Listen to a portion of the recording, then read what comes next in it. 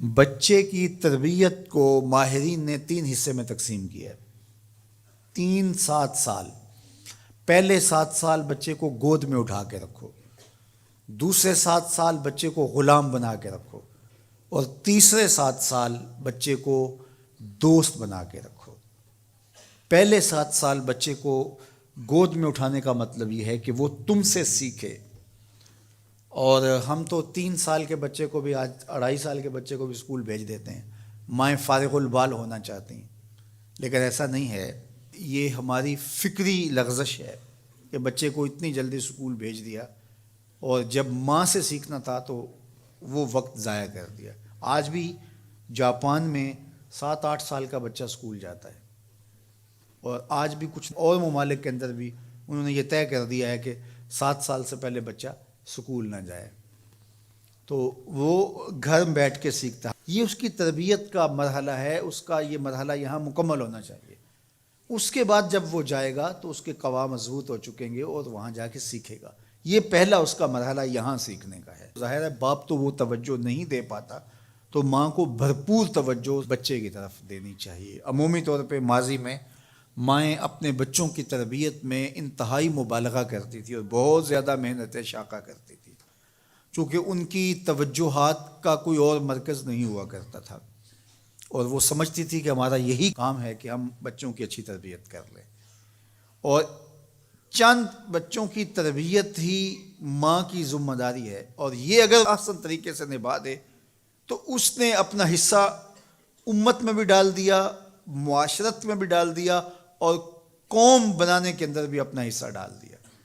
لیکن اگر وہ اپنا یہ فریضہ انجام نہیں دیتی، اس میں کوتاہی کر دیتی ہے، تو اس نے پھر کچھ بھی نہ کیا۔ اچھی نسل اچھی ماؤں کی گود سے پروان چڑھ کے ہی معاشرے کو نصیب ہوتی ہے، اور یہ بنیادی اکائیاں ہیں، بنیادی اینٹیں ہیں جس سے معاشرت ترتیب پاتی ہے۔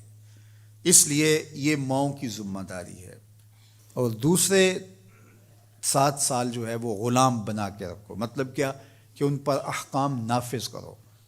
وہ از خود فیصلے نہیں کر پاتے اور اچھے نہیں کر پائیں گے، ان کے فیصلے تم کرو، ماں باپ۔ اور پھر اس کے بعد اگلے 7 سال جو ہیں وہ ان کو دوست بنا کے رکھو، چونکہ عموماً جو ہے وہ 14 سے 21 سال تک کی عمر کے بچے جو ہیں وہ دوستیوں سے، اطراف سے سیکھتے ہیں، چونکہ وہ اگرچہ تمیز نہیں رکھتے ہوتے پوری طرح، لیکن پھر بھی ان کی طبع یہ ہوتی ہے کہ وہ سمجھتے ہیں کہ ہم اطراف سے اچھا سیکھ سکتے ہیں، اور وہ بعض کا ماں باپ کو دقیانوس بھی سمجھنے لگ جاتے ہیں۔ تو اس وقت ماں باپ تھوڑی سی حکمت کے ساتھ ان کی دوستیوں پہ غور کریں کہ ان کی دوستیاں غلط لوگوں سے نہ ہوں۔ میرے اور آپ کے آقا مولا نے ارشاد فرمایا، المرء علی دین خلیلہ فلینظر احدکم من یخالل۔ ہر شخص اپنے دوست کے دین پہ ہوتا ہے، اور آپ دیکھیں کہ آپ کس سے دوستی کر رہے ہیں۔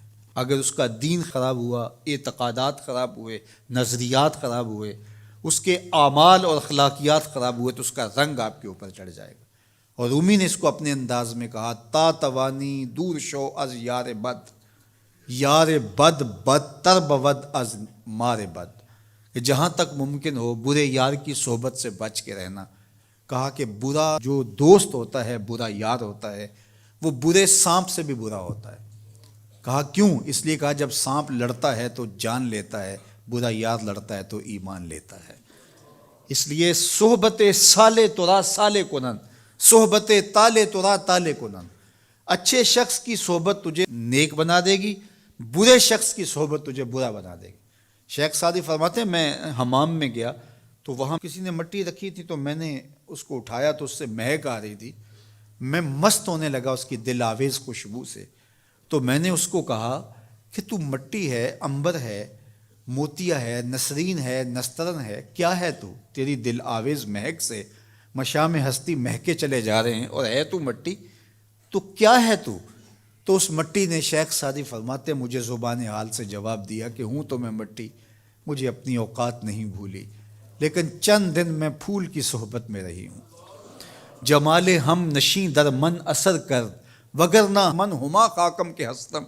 اس نے کہا ہوں تو ذات کی مٹی ہی، لیکن میں گلاب کے پھولوں تلے تھوڑی دیر رہی ہوں تو میرے یار کا جمال میرے اندر سرایت کر گیا ہے۔ تو ذات کی مٹی ہوں لیکن صحبت میری پھول سے رہی۔ یار مٹی پھول سے صحبت پیدا کر لے تو اس سے مہک آنے لگ جاتی ہے، تو یار بندہ صالح صحبتوں کا انتخاب کر لے تو اس کی زندگی کیوں نہیں بدلتی؟ تو اپنی اولاد کو صالح لوگوں کے پاس بٹھانا سکھاؤ۔